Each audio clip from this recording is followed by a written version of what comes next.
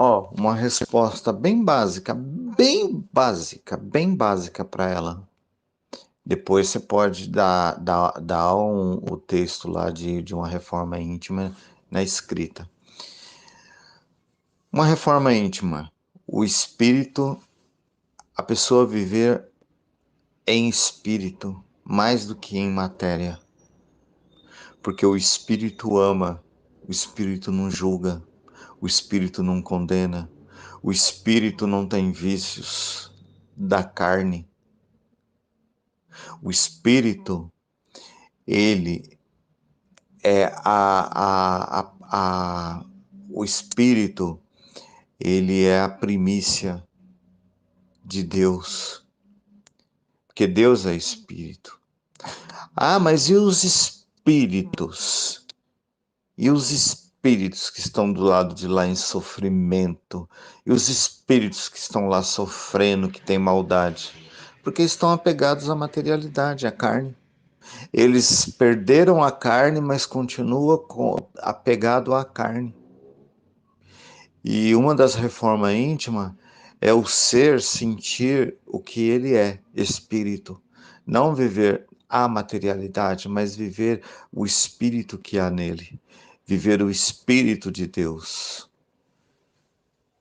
Entendeu?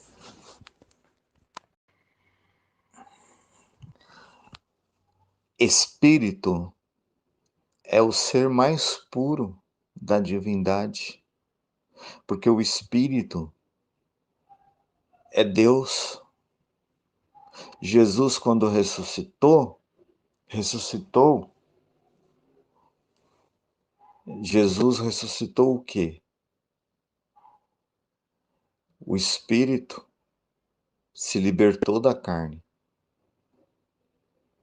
E Jesus vivia em espírito, né, Fernando? E viver em espírito, viver em espírito é viver contramão neste planeta, neste mundo.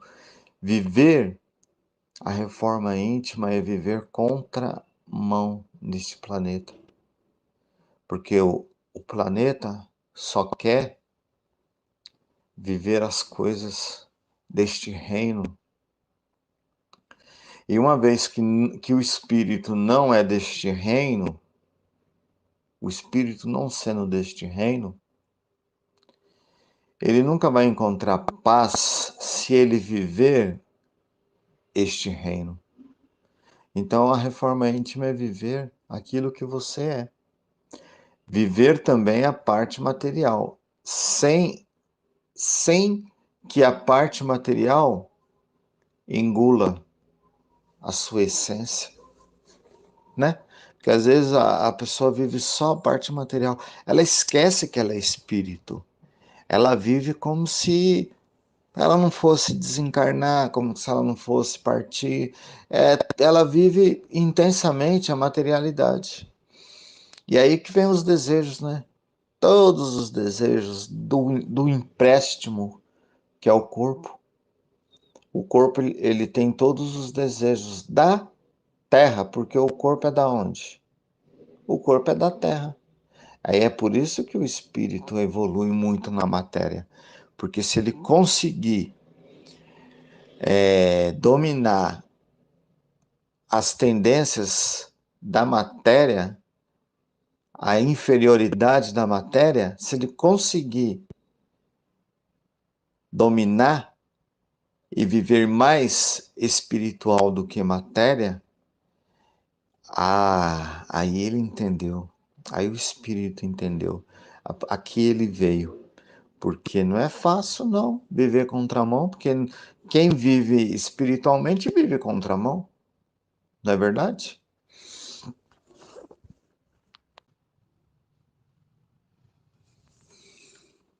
Na matéria aqui, neste plano, existe, os DNA existem, os, as genéticas familiares, não existe famílias negras, como existe famílias brancas, loiros, olhos azuis, Dificilmente você vai encontrar um negro de olhos azuis ou, ou olhos verdes, embora tenha, mas é muito raro. Existe alto, baixo, magro, gordo. Existe cabelo liso. Existe cabelo crespo. Existe pessoas que têm uma silhueta perfeita, que têm traços perfeitos. Como existe pessoas que não têm traços de embelezura, porque a beleza na matéria não quer dizer nada. Um espírito, ele não ele não se reveste da matéria pela sua moral. Um espírito pode ser belo e reencarnar em um corpo simples, que é muito comum, ou um espírito, ele pode reencarnar em um corpo belo e não ter uma moral de acordo com a beleza, porque a beleza não está no revestimento que cobre o espírito para adentrar a esta escola, a este planeta Terra. Mas o espírito, ele não condena, ele não julga. O espírito não tem, não, espírito com espíritos, trabalhadores da seara do Cristo, espíritos que trabalham para Jesus, que trabalham para Deus, espíritos puros,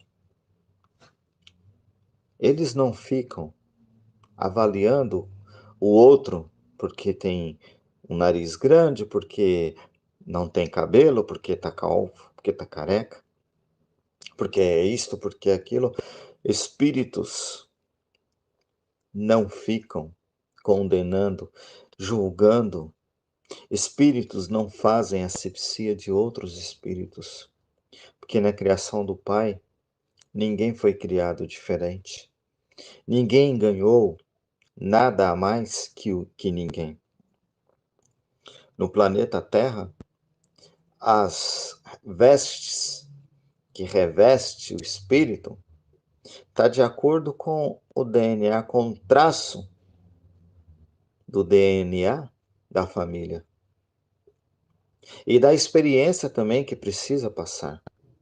Um espírito muito belo tem o seu preço. Cumpre-se numa encarnação um preço muito alto, um espírito belo, um espírito bonito. Porque a perda através das paixões, justamente porque a matéria, ela cega o espírito. Quando o encarnado se cega através da vaidade material, ele é um espírito cego, sem coordenação. Quando ele desencarna, ele não entende nada do que está acontecendo. Por quê? Porque embelezou demais a vossa vaidade através do ego. E julgou quantos? Quantos daqueles espíritos encarnados, porque não existe matéria sem espírito. Matéria sem espírito é morta. Quantos espíritos encarnados condenam através da sua beleza, julgam, têm preconceito com outro que não tem a beleza que ele tem? Mas quando dissipa a matéria, que ele volta para o reino espiritual, ele se depara com aquele espírito que ele condenou, que ele julgou.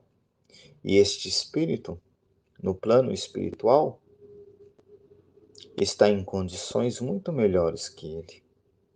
Porque Deus não fez ninguém diferente de ninguém. Todos são iguais. Todos são filhos de Deus. Não existe ninguém feio. Não existe ninguém feio. Na materialidade, na carne, aqui sim. Aqui existem uns mais bonitos, e outros mais desprovidos de beleza física. Mas o que é isto diante do eterno? O que é isto diante do espírito que habita aquele corpo? O que importa é a moral do espírito, não é a beleza da carne, porque tudo não sai nada da mão do Criador, que está meio, tudo sai da mão do Criador belo e divino, assim como o Criador é.